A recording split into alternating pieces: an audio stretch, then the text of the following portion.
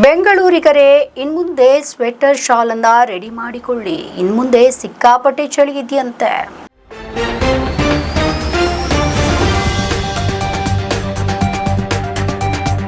Silicon ಸಿಟಿಯ ಜನರೇ ಈಗಾಗಲೇ ಜಾಕೆಟ್ಗಳನ್ನು ಹಿಡಿದುಕೊಂಡು ತಿರುಗಾಡ್ತಾ ಇದ್ದಾರೆ.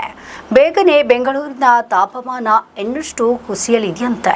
ಹವಾಮಾನ ಇಲಾಖೆ ಸೂಚನೆ ನೀಡಿರುವಂತೆ ಮುಂದಿನ ವಾರ ರಾಜಧಾನಿ ಮತ್ತಷ್ಟು ತಂಪಿನ ಅಲೆಯನ್ನ ನೋಡಬಹುದಂತೆ.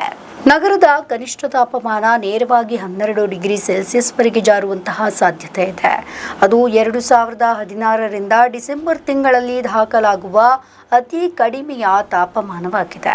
ಬೆಂಗಳೂರಿನಲ್ಲಿ ತೀವ್ರ ಹವಾಮಾನ ವೈಪರೀತ್ಯ ಉಂಟಾಗುವ ಸಾಧ್ಯತೆ ಇಲ್ಲದಿದ್ದರೂ ಕೂಡ ನಗರದಲ್ಲಿ ಸಾಮಾನ್ಯಕ್ಕಿಂತ ಕಡಿಮೆ ತಾಪಮಾನ ದಾಖಲಾಗಿದ್ದು, ಮುಂಜಾನೆ ನಗರವು ದಟ್ಟ ಮಂಜು ಮತ್ತು ಮಸುಕಾದ ವಾತಾವರಣದಲ್ಲಿ ಮುಳುಗುವ ಸಾಧ್ಯತೆ ಇದೆ ಅಂತ ಹವಾಮಾನ ಇಲಾಖೆ ಸೂಚನೆ ನೀಡಿದೆ.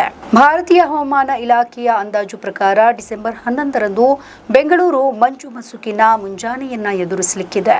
ದಿನದ ಗರಿಷ್ಠ ತಾಪಮಾನ ಸುಮಾರು 28 ಡಿಗ್ರಿ ಸೆಲ್ಸಿಯಸ್ ಸ್ಥಿರವಾಗಿರುವಂತಹ ಸಾಧ್ಯತೆ ಇದ್ರೂ ಕೂಡ ರಾತ್ರಿ ಮತ್ತು ಮುಂಜಾನೆಯ ವೇಳೆ ಕನಿಷ್ಠ ತಾಪಮಾನ 16 ಡಿಗ್ರಿ ಸೆಲ್ಸಿಯಸ್ ಮುಂದಿನ ದಿನಗಳಲ್ಲಿ ಕಾಣಿಸಿಕೊಳ್ಳಲಿಕ್ಕಿದೆಯಂತೆ.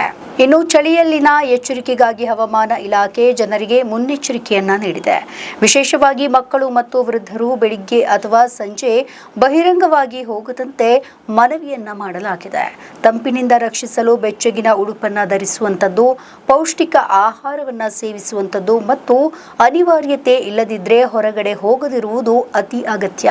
ಒಟ್ಟಾರೆಯಾಗಿ ಬೆಂಗಳೂರು ಮತ್ತು ಕರ್ನಾಟಕದ ಇತರ ಭಾಗಗಳಲ್ಲಿ ಈ ಸಮಯ ತೀವ್ರ ಚಳಿಯ ಕಾಲವಾಗಿದ್ದು, ಸಾರ್ವಜನಿಕರು ಶೀತದ ಅಲೆಯನ್ನ ಎದುರಿಸಲು ಪೂರ್ವ ಸಿದ್ಧತೆಯನ್ನ ಇರಿಸಿಕೊಳ್ಳಬೇಕಾಗಿದೆ ಅಂತ ಇಲಾಖೆ ತಿಳಿಸಿದೆ.